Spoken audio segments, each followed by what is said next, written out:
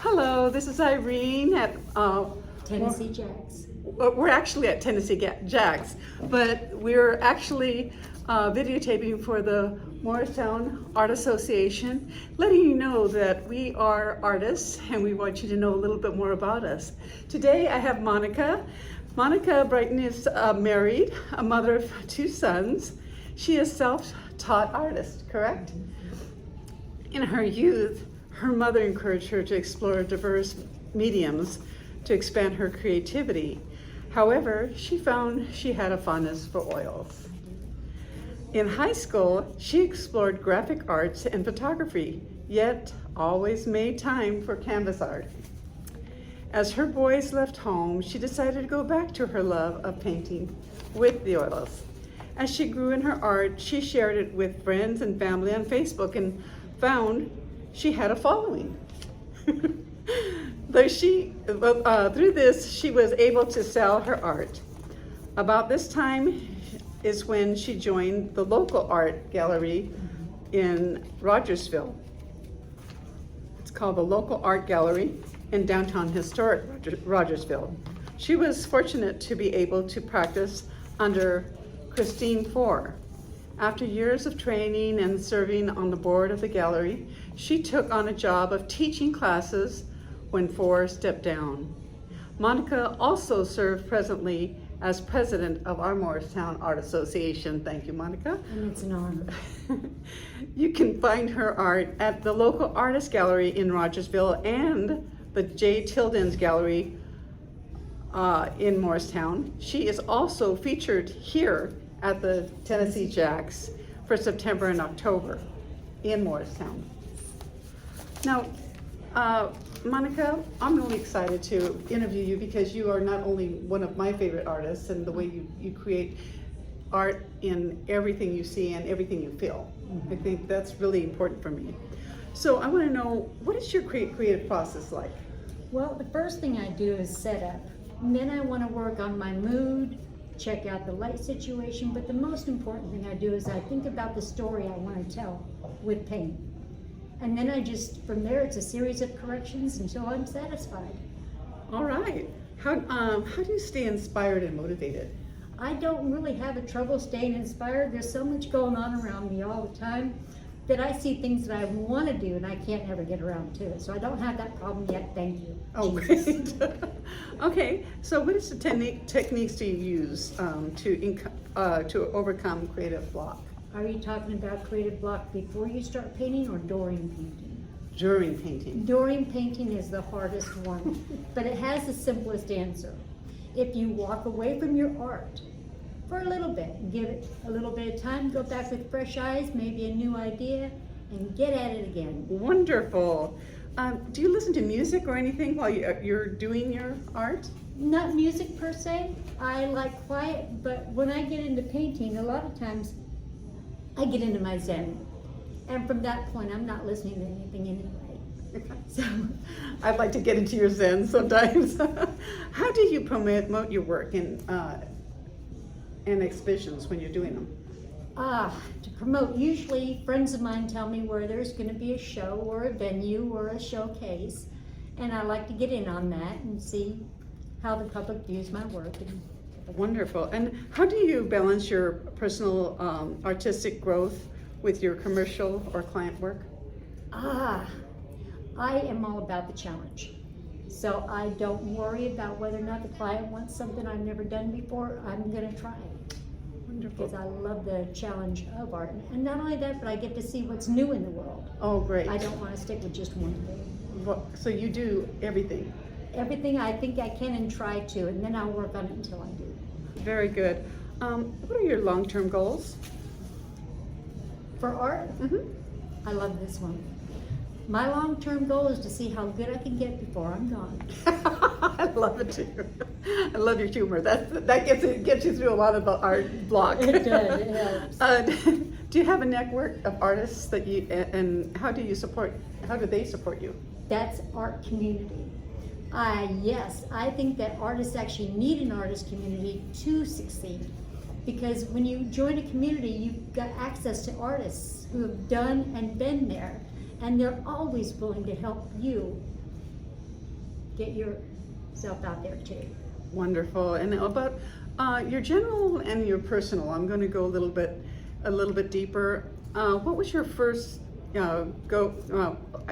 excuse me, forgive me for blubbering. What first got you into art? I was born this way. I've always been into art. I've always had art somewhere going on with something. My mother encouraged me a whole lot with every medium that she could think of. Every Christmas I'd have a brand new medium to play with, and I had a whole year to play with it. I was researching a little bit about you, and you did share a little bit prior to this interview that you like to play with all kinds of art mediums. Oh, absolutely. Yeah. Give us a few of your interesting mediums that you touched with. You applied yourself to. The only one I really have a hard time with is watercolor because it's the most unforgiving medium out there. But every other medium, right down to pastels and getting dirty and throwing paint, and well, I worked in clay, I worked in jewelry beads, I crocheted for a very long time. I did sewing, and I made pillows and afghans and all kinds of stuff. But I always came back to the oils and the canvases. Yes. And I know oils are interesting themselves because it takes so long to let it dry sometimes. Mm-hmm. So do you have that one project always doing? No, because oil does take a while. I always keep at least 3 going. Oh, okay. That way I can move from one to the other because the drying time in oil is important. So does kind of help you with that painting block too? It's a good time to lay. When I need to walk away from one, I've got another to go to. That's a smart way to do your art. How do you define success as an artist? To see my art on other people's walls in their homes. That's the best compliment. That's the best compliment. Yeah, I really agree with that. How has social media impacted your work? It's helped a lot. It's reached people. When I started painting, I didn't have a big following or anything, so it was mostly family, but when I post my art, they say, "Oh, Monica, that's beautiful. Can I buy that off of you?" And that scared me a little bit, and I knew I had to do something to get some more skills going. Was it hard to let go of some of your pieces? Oh, no. I don't have that I problem. love that answer. I love to paint, I love putting the piece out there, and I love it moving on. Then I start new. Okay, describe your working environment.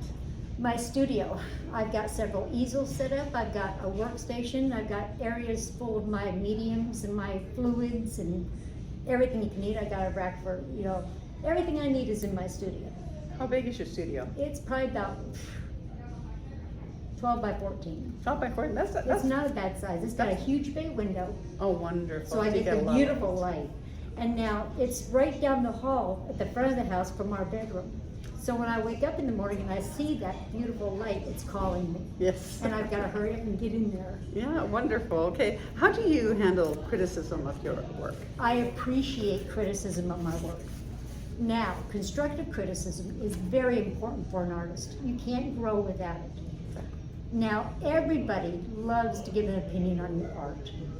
They feel like they're connecting with you. I love this too. And I accept it, but I know this as an opinion, not a critique. Critiques are very important.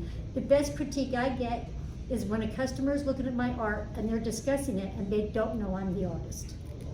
That's the truest form of critique I could get, but it's not for the weak. It's true. So I have a real serious question I have not even dabbled in, but it's really important to me. How do you perceive your art once it's done and you're rested and when do you know it's time to lay that That's a paintbrush tough down? one. Every artist I've ever met has trouble knowing when to stop. Sometimes classes help a lot with that. It helps you to know when to stop because you could go too far.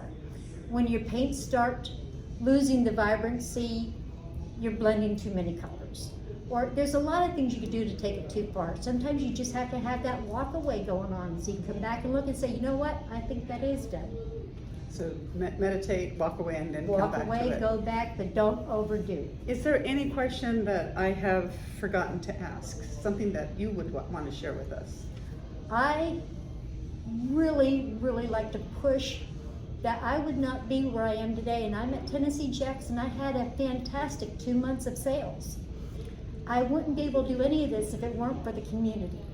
And it so happens that Morristown has the best artist community in the area. And we'd like to invite you to come. It's every fourth Tuesday, which is today.